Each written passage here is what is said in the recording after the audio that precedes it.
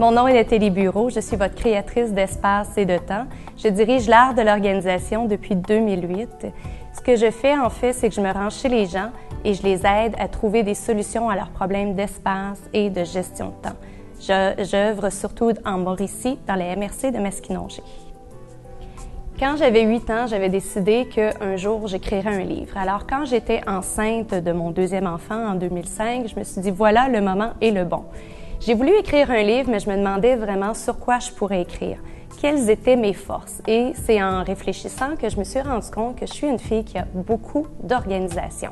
Je me suis dit, je vais écrire sur l'organisation. Donc, j'ai commencé à écrire un livre sur l'organisation sans savoir trop où je m'en allais. Par contre, étant une fille structurée et organisée, je savais que mon livre aurait de l'allure. Entre-temps, j'ai découvert que la profession d'organisatrice professionnelle existait. Donc, bien sûr, pour moi, ça a été d'aller suivre ma formation en tant qu'organisatrice et par la suite, j'ai pu bonifier mon livre que j'ai publié en 2008, en même temps que j'ai démarré mon entreprise. Donc, c'est tout ça qui a été la petite étincelle du départ. C'est parti lorsque j'avais 8 ans. Je me suis dit, un jour, j'écrirai un livre et j'ai trouvé en 2005 le moment d'écrire ce livre et je me suis trouvé une nouvelle profession. Depuis que j'œuvre en tant qu'entrepreneur, j'ai appris à distinguer les idées qui venaient des autres de mes propres idées. Parfois, j'ai des craintes et je suis capable maintenant de m'arrêter et de me demander est-ce que ces craintes-là viennent de moi ou ce sont des craintes qui viennent des autres? Bien sûr, lorsque les craintes viennent des autres, j'essaie de me recentrer sur moi-même et essayer de voir ce que moi, je ferais avec ça. D'être entrepreneur et à son propre compte a de grands avantages au niveau conciliation travail-famille. En fait, le fait que je suis une personne très organisée de nature, ça me permet de bien concilier mon travail et ma famille. À titre d'exemple, lorsque je vais à l'extérieur, je suis du genre à me faire un petit lunch et à l'emporter dans la voiture avec moi, le manger sur la route au retour pour être certaine d'être à la maison pour le coucher de mes enfants. Donc, concilier travail-famille quand on est entrepreneur, je crois que c'est vraiment quelque chose qui est très facile. Par contre, ça demande de l'organisation. Je crois beaucoup que le réseautage va faire la différence entre être un entrepreneur solo qui nage seul et qui essaie de se tenir la tête hors de l'eau ou encore être bien entouré de gens autour de soi. Personnellement, je fais partie de différents groupes de réseautage qui me permettent d'être en contact avec vraiment plusieurs personnes. Il y a dans le regroupement des femmes de carrière de la Mauricie dont je fais partie depuis 5 ans. Je suis sur le conseil d'administration depuis 4 ans et je suis l'heureuse directrice des activités. Je dis l'heureuse directrice des activités parce que pour moi, organiser des événements pour les 250 membres, c'est quelque chose qui est vraiment extraordinaire. Je suis bien secondée par une bonne équipe. Le réseautage me permet aussi de faire des contacts avec des éléments et des situations qui ne seraient pas arrivées dans ma vie autrement.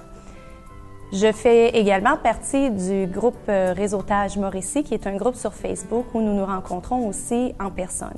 Ce que j'aime de ce groupe-là, c'est que ça me permet d'être en contact avec des hommes, ce qui est impossible au regroupement des femmes de carrière de la Mauricie. Les réseaux, oui, c'est bien pour les affaires, mais c'est aussi extraordinaire au niveau personnel parce qu'on peut développer de superbes amitiés. En fait, un réseau, c'est essentiel, mais vraiment essentiel pour tout entrepreneur. En tant qu'entrepreneur, il est normal d'avoir des difficultés à certains moments. La pire chose que l'on peut faire, c'est de rester seul avec nos difficultés puis essayer de s'en sortir. Moi, je crois beaucoup qu'il y a des gens que ça fait plus longtemps que nous qui sont là dans le milieu et ils sont là et sûrement qu'ils ont vécu des difficultés semblables ou peut-être même identiques. Donc, je pense que c'est vraiment très bien de se tourner vers ces gens-là pour aller chercher de l'aide. Quand j'ai des difficultés en entreprise, une de mes premières références, c'est mon frère. Mon frère a sa compagnie de construction depuis 20 ans. Bien sûr, je ne lui poserai pas des questions par rapport à des choses très techniques en construction parce que ce n'est pas ma tasse de thé. Par contre, quand l'on dirige une compagnie de construction ou que l'on soit en organisation comme moi, on a à rencontrer le même genre de problème à l'occasion. Donc, je me tourne d'abord vers lui. Il y a le lien frère et sœur qui est là, qui fait en sorte que parfois, il faut prendre certaines choses et laisser autre chose parce qu'il me connaît très bien. À ce moment-là, quand sa réponse ne me satisfait pas parce qu'il est trop grand frère protecteur avec moi, je peux me tourner vers mon ami Éric, qui est un coach en croissance d'affaires. Donc, Éric travaille avec différentes entreprises. Il a déjà vu plusieurs personnes. C'est une personne vers qui je me tourne régulièrement.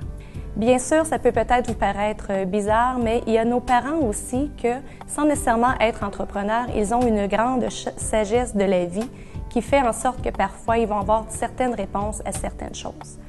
J'ai fait des demandes pour avoir un mentor, et j'aimerais beaucoup pouvoir accéder à ce type de ressources également.